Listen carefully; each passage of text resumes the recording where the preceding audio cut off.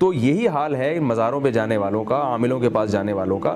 بعض لوگ عامل کے پاس جاتے ہیں, وہ علاج کرتا ہے, جن بھگا دیتا ہے, لوگ مطمئن ہو جاتے ہیں, حالانکہ وہ جن آ اس لیے رہا ہے کہ آپ اس عامل کے پاس جائیں. اگر آپ مایوس کر دیں, آپ کہیں میں کبھی بھی نہیں جاؤں گا, چاہے مجھ پہ جن آئے یا نہیں آئے, میں اس کے پاس نہیں جاؤں گا, تو جن آنا چھوڑ دے گا تھوڑے دنوں میں. اور اس طرح سے میں نے الحمدللہ خود کئی لوگوں کا علاج کیا ہے جن پہ جنات آتے تھے, جادو تھا, تو میرے پاس آئے, میں نے ان کو بتایا کہ آپ کا علاج یہ ہے کہ آپ اس کا علاج چھوڑ دیں. یہ یعنی یہ کہ حقائق پر مبنی, میں مشاہدے پر مبنی بات بتا رہا ہوں آپ کو. میں نے کہا اس کا علاج یہ ہے کہ آپ علاج چھوڑ دیں, اور بالکل کسی عامل کے پاس, کسی کے پاس جانے کی ضرورت نہیں. آپ اس پہ صبر کریں, جو ہو رہا ہے سوائے آیت الکرسی پڑھنے کے, سورہ فلق سورہ ناس خود پڑھ کے دم کر لیا کریں, یا اپنے کسی عزیز سے کہتے ہیں وہ آپ پہ پڑھ کے دم کر دے گا. اس کے علاوہ آپ کچھ بھی نہ کریں. الحمدللہ کئی لوگوں کو اس طرح سے شفا ہوئی ہے. لیکن میں ان سے کہتا تھا کہ آپ نے یہ عزم کرنا ہے, میں مر جاؤں گا مگر میں کسی عامل سے علاج نہیں کرواؤں گا. یعنی یہ کانفیڈنس جب تک نہیں ہوگا, کیونکہ شیطان جو ہے نا مایوس نہیں ہوتا اتنے آرام سے. وہ کہتے ہیں اس کو ترساؤ, پریشان کرو, پھر بھیجو, یہ جائے گا وہاں. تو آپ نے یہ عزم کرنا ہے کہ میں کچھ بھی ہو جائے. ایک خاتون کا گلا دبتا تھا, ان کے ساتھ یہ کیفیت ہوتی تھی کہ ان کے شوہر نے مجھے بتایا کہ میری بیوی کا گلا کوئی پکڑ کے دبا رہا ہوتا ہے. تو انہوں نے بتایا کہ وہ حضرت فلاں مفتی صاحب ہیں, بہت بڑے دیوبندی ہیں, وہ مفتی ہیں, میں ان کے پاس لے کے جاتا ہوں تو ٹھیک ہو جاتی ہیں. میں نے کہا دیوبندی ہوں, بریلوی ہوں, اہل حدیث ہوں, کچھ بھی ہوں, آپ کی بیوی کا علاج یہ ہے کہ آپ ان کے پاس جانا چھوڑ دیں. کہہ رہے نہیں وہ تو بہت زور سے گلا دبتا ہے. میں نے کہا دبنے دیں.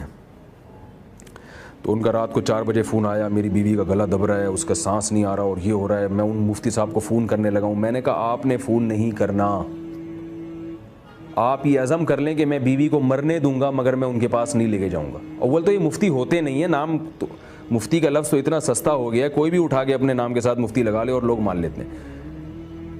تو وہ کہنے لگے نہیں وہ تو بہت بڑے مفتی ہیں. میں نے کہا اگر وہ مفتی ہوتے تو وہ یہ کام نہیں کر رہے ہوتے. مفتی کے پاس تو ان کاموں کا ٹائم نہیں ہوتا کہ وہ بیٹھ کے جھاڑ پھونک کرتا رہے اور لوگوں کو تعویذ گنڈے دیتا رہے. مفتیوں کے پاس کہاں ٹائم ہوتا ہے.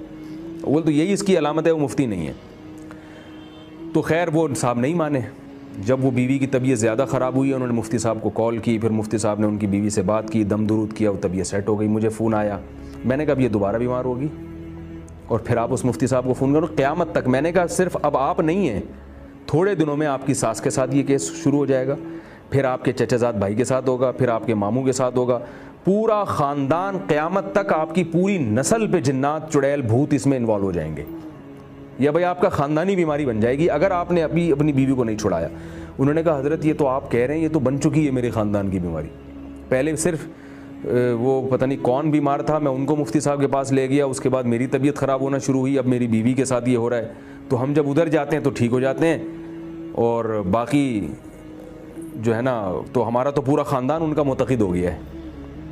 تو میں نے کہا یہ بیماری وہاں جا کے ہوئے ہیں, اور وہ مفتی صاحب بیمار نہیں کر رہے, شیاطین بیمار کر رہے ہیں. شیاطین کہہ رہے ہیں ان کا عقیدہ اس مفتی سے مضبوط کرو, اللہ سے ہٹاؤ ان کو اور ان ٹوٹکوں میں لگا دو ان کو.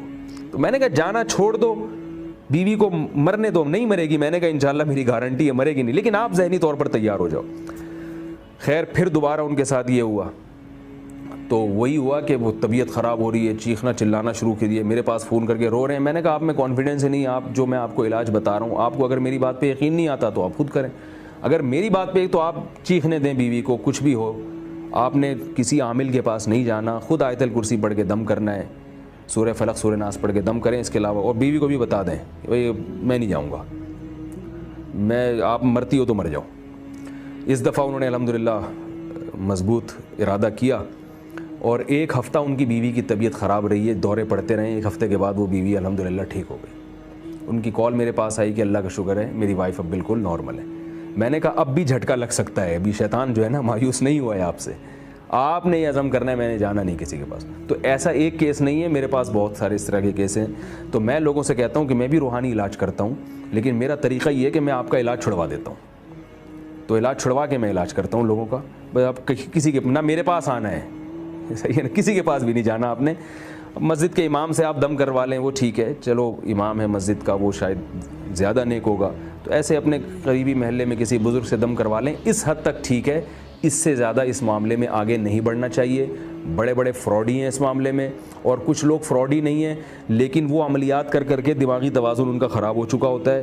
وہ ہوتے نیک ہیں مگر چلے کاٹ کاٹ کے نا وہ عملیات کر کر کے ان کی اپنی دماغ کی سیٹنگ آؤٹ ہو گئی ہے, ان کو خود بخود آپ پہ جن نظر آ رہا ہوتا ہے حالانکہ ہوتا نہیں ہے آپ پہ.